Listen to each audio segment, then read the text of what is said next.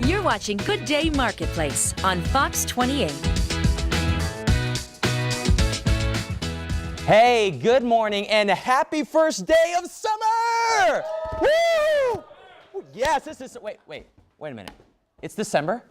Oh my gosh, it doesn't feel that way. It's 60 degrees outside. This is crazy. Thanks for joining us on Marketplace, everybody. I'm Cameron Fontana, in for Sean Ireland, who is out in a Columbus neighborhood this morning, welcoming a family into their brand new home. Sean has such a big heart, doesn't she? We'll find out what she's up to in a couple of minutes. And Elisa Henry is also talking new homes this morning. Hey, Elisa. Welcome back. In Marketplace Law, it's not too early to consider making a New Year's resolution. Here's an idea. Make or update your last will and testament. Attorney Jay Michael is here to help us get it done. How you doing, Jay? Doing well, Cameron. Thanks. So why should people start thinking about their will?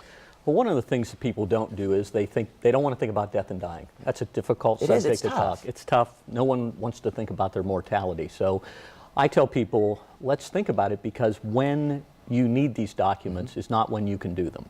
An example is, if you need a power of attorney, I will get phone calls from people and they say, hey, Dad's sick, he's in the hospital, he's got dementia. Right.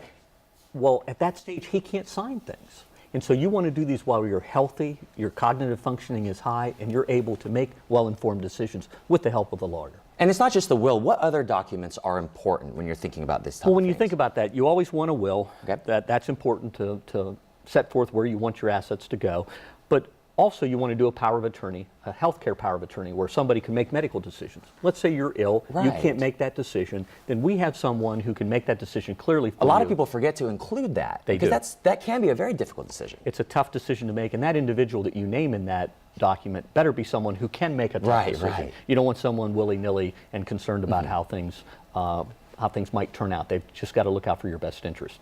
In addition to that, I tell people, let's do a living will, which says that if I'm on death's door, I'm telling the doctors to keep me comfortable, no heroics, no life support systems, if that's what you So you want to choose stay do. in control in that sense. You want to stay in control. Now let's talk about parents and even single parents. How are they affected by something like this? Well, part of the problem is that any of us who have minor children, I have a minor child, he's 15, and I look at things and I think, if something happens to my wife and I, where is our son going to go?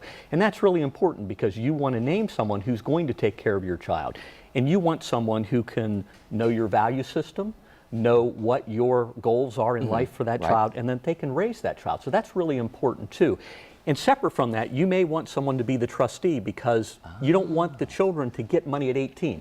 Think about that. I've had those cases where an 18-year-old gets $100,000. I mean, I couldn't have handled it. And they blow it away, or they're not responsible with it. Not responsible. So you want to name someone who's a trustee who can handle those funds for the benefit of that child until a later date, maybe 25 or something of that nature, so that you're holding it for them and then they're not having the access to it. Jay, what happens if you die without a will?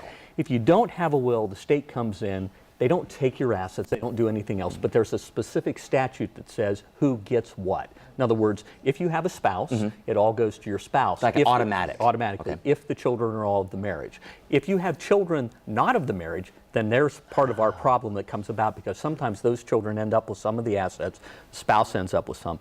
And that makes for a difficult time. Cameron, the one thing that I run into a lot of times is with second marriages and blended families. Individuals, it's a tough decision. If you're going to tell your spouse, hey, I may be giving things to my children from a previous marriage, or vice versa, that's a difficult thing, and it makes it for a very trying time, and probably a lot of gnashing of teeth and a lot of angst for the client. So many times I tell people, let's sit down and have that discussion on where do you want things to go if your second spouse dies, or the stepmother, stepfather, whomever the case may be. Great. For people that are watching, how easy is it to get it done? How can they go about doing that with you? I would contact any lawyer that you know. Another alternative would be call the Columbus Bar Association. We have a lawyer referral service that we can tell you someone who would do that for you. And most of the time, lawyers are going to charge you a package. They're going to say, we're going to do, normally for me, someone like me, I would charge to do a will, a living will, a healthcare power of attorney, a general durable power of attorney, and then also maybe a trust document depending on how old the children are and where we want things to go. And it's not a one-size-fits-all world. Right. What one person may need, another person doesn't need, and there's more than one way of doing estate planning. So my goal is to take care of them and have them know what is in their best interest. And most lawyers, all of us who do this all the time, would be great. And so we'd love to help any of the people out there. Well, thank you so much for joining us Not a today. problem. I know we're talking good deeds, so I want to get this in. What are you doing today? Well, the Columbus Bar Association today, we're going to the Ronald McDonald House and great. we are serving lunch to families there. Amazing. That their children are there for illnesses. And it's going to be a rewarding afternoon, but it's also going to be, I think, very touching. All right, there you go. Now, up next, Elisa's checking out the local housing market, and from our Marketplace Facebook page, talking about giving back during the holidays, Gary says he gives through his church all year long. Good for you, Gary. We'll be back after the break.